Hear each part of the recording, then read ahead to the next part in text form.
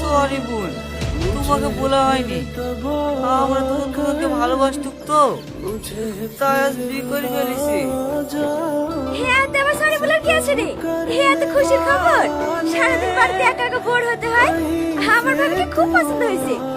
তোমার নাম কি ভাবি? সালমা। আমি কি বোকা দেখো দিনি, তোমাদের সাথে গল্প করতে লেগেছি। দাঁড়াও ভাবি দাঁড়াও, তোমাদের লেগে মিষ্টি নিয়ে আসি।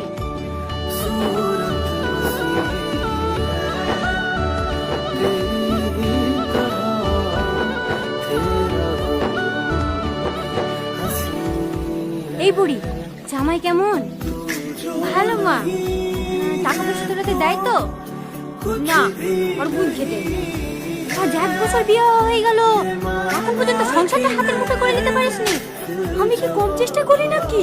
ওই খাসি আবার ওর বোনকে বিশাল বিশ্বাস করে। যতই বিশ্বাস করুক, আমি যা বলছি ভালো করে শোন।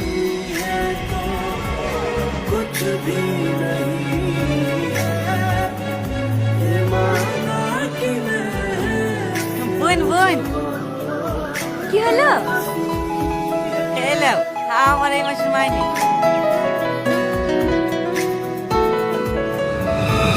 তোমার কি বুদ্ধির সাথে কিছু হবে না?